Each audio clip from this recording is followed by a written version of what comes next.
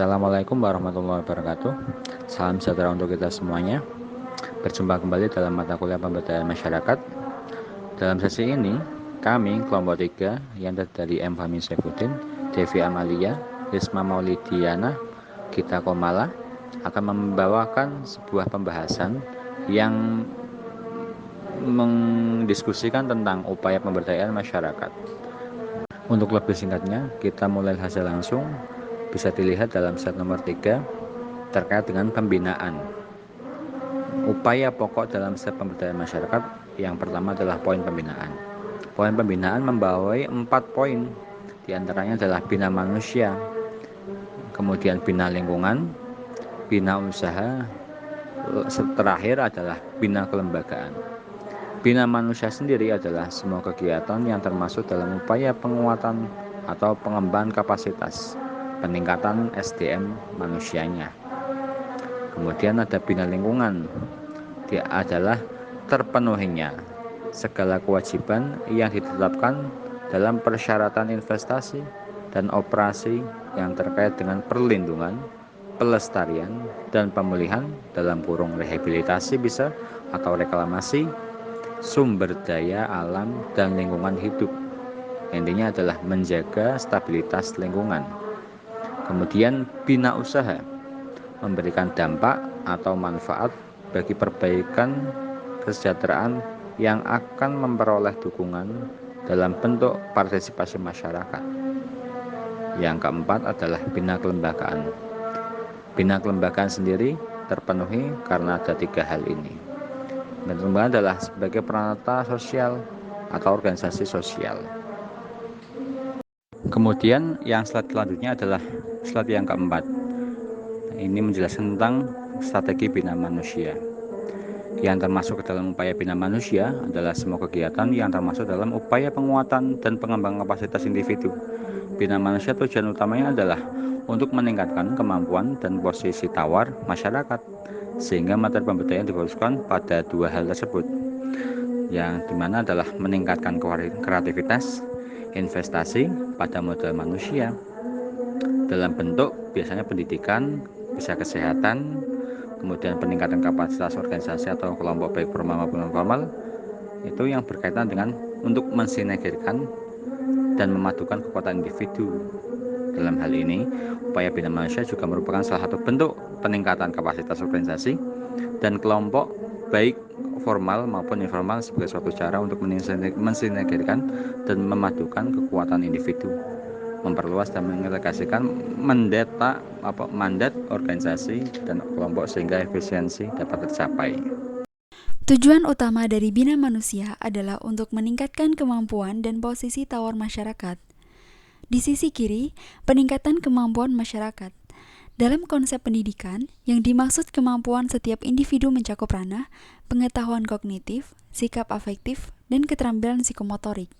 Peningkatan kemampuan masyarakat yang akan diupayakan melalui pemberdayaan adalah diutamakan pada sikap-sikap kewirausahaan, profesionalisme, dan kemandirian. Yang dimaksud dengan sikap kewirausahaan adalah sikap inovatif, mengacu kepada kebutuhan masyarakat pasar, serta optimasi sumber daya lokal. Dengan kata lain, kemampuan kewirausahaan diarahkan untuk menggali keunggulan komparatif yang dimiliki dan atau tersedia di lokalitasnya untuk diubah menjadi keunggulan bersaing. Sikap profesionalisme diartikan sebagai terus-menerus mengembangkan keahlian sesuai kompetensinya, bangga dan mencintai profesinya, serta memegang teguh etika profesinya.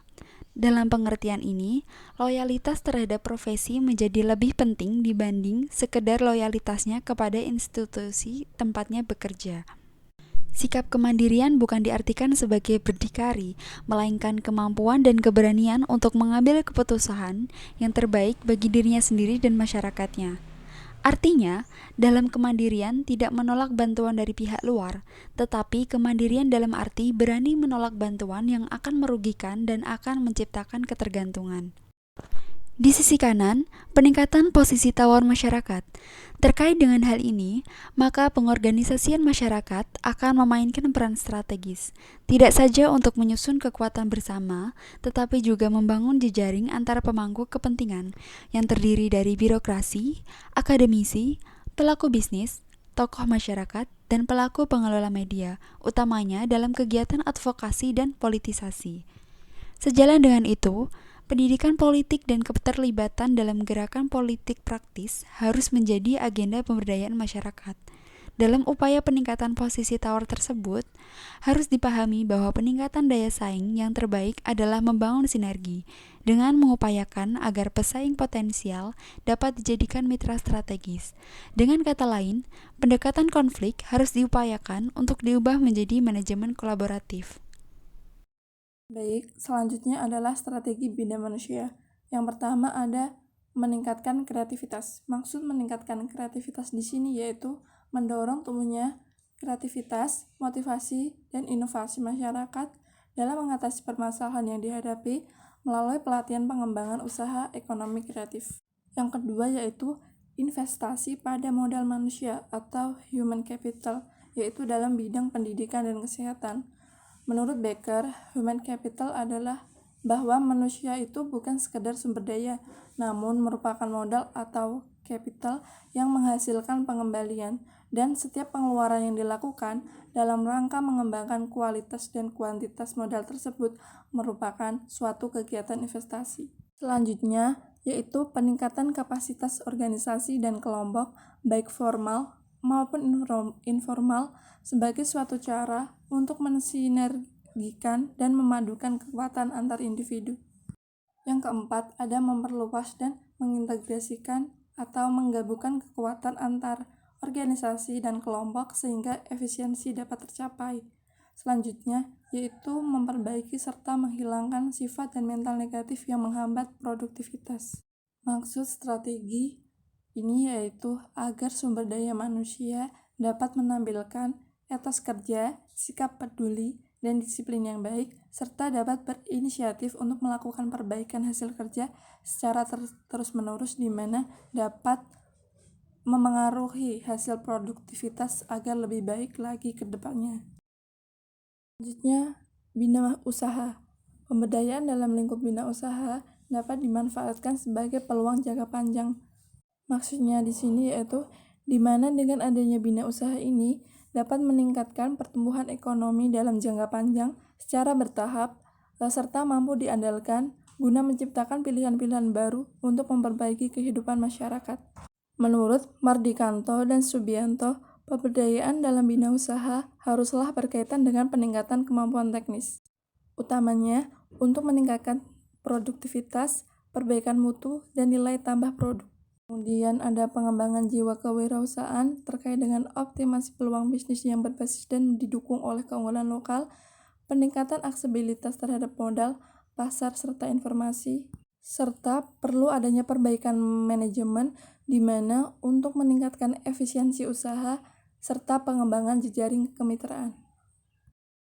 Baik, materi selanjutnya mengenai bina lingkungan.